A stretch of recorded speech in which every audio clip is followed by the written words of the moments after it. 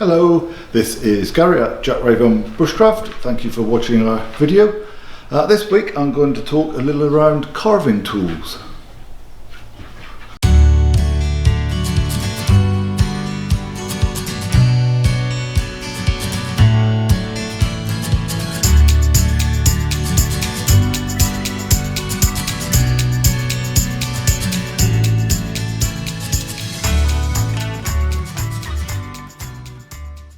I've done a video a couple of months ago, maybe a little longer, around bushcraft tools. So the tools that I will commonly carry with me when I'm out doing my bushcraft, and so that was a knife, a folding saw and an axe. And so if I'm out in the woods, those are the tools that I have with me, and so those are the tools that I will use if I need to do some carving. With that said, I do have a few specialist kind of carving tools, and so I thought I would just have a quick look at those with you now. So first up, carving axe. So this one is a Gransford Brooks carving axe. I've also got a couple of, actually I've also got quite a few Robin Wood carving axes. Although with that said, I will from time to time use the Gransford Brooks wildlife hatchet for carving as well.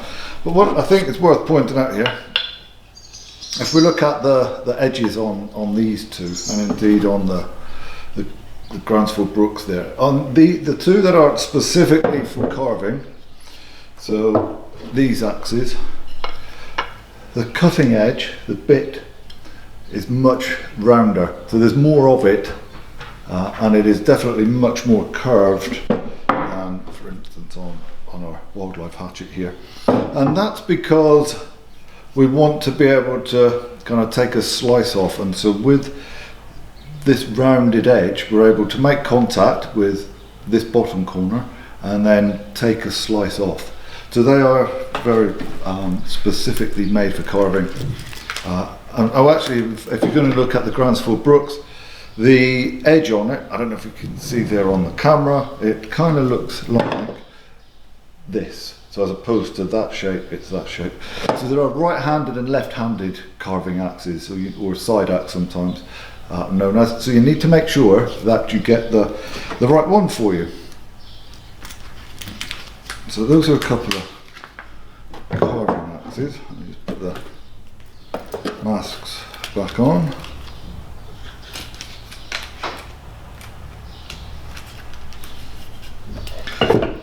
The other carving tools that I will often carry with, or often use, in fact, are some of the kind of smaller, if you like, hand tools. So a Mora knife is going to do the job absolutely fine. The typical kind of more companion, more robust, and as I say, that's the knife I typically have with me when I go to the woods, and so it's the knife that I use most often. However, the Mora carving knives are really very nice indeed, pretty inexpensive in fact, and they do make a big difference to your carving. So largely due to the positioning of the shoulder, so the shoulder where the knife changes dimensions from the 2mm across the spine here, working down to the edge. So where the shoulder sits impacts how the knife will work. And typically a carving knife, the shoulder sits up much higher than it would typically on an ordinary bushcraft knife. So these are great bits of kit. I used to use the Mora Crook Knives as well. Not for very long though. I didn't rate them at all. So there are all kinds of crook knives out there on the market now, often a little more expensive than the standard Mora crook knives with gouges, but I think paying the extra few quid is probably something that's worthwhile. So at the moment I'm working with these. These are from Ray Isles. So they do them in both a left and a right-handed knife.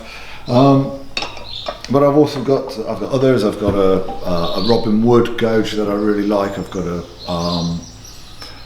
couple of Ben Orfords that I really like. I've got one that Ross at Chaos Blacksmiths made for me, and I handled myself with a lovely piece of yew.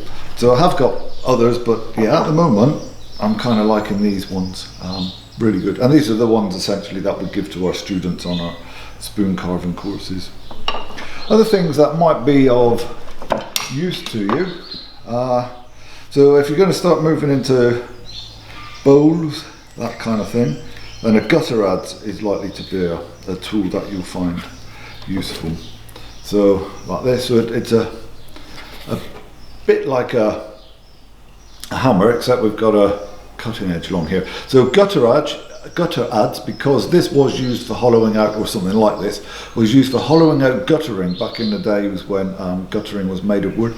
So it's this kind of motion. This one's a Hans Carlton. I really like it actually as a tool. It's really, really nice. Not inexpensive though, it has to be said. They are, I think, about 150 quid, so it's an expensive tool. So you need to be thinking about how many bowls are you going to be making for it to be worth your while spending that kind of money. But like I say, I find it a really good tool and really very useful indeed. This kind of thing, so a gouge is likely to be useful. So these can be used for bowls again, or they can be used for cookses as well. So we've got this, it's got a curve going on to it there. I've got a few of these in different sizes as well. So kind of much smaller ones. These are the kinds of things you can pick up at car boot sales often, actually, where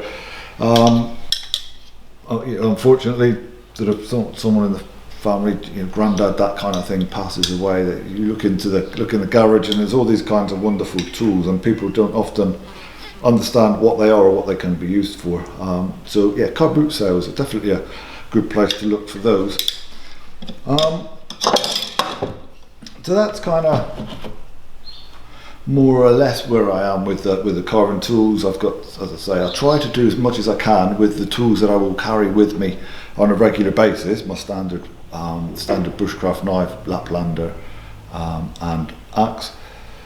But some of these specialist carving tools do really come into their own in enabling you to kind of get a better finish on the things that you're making.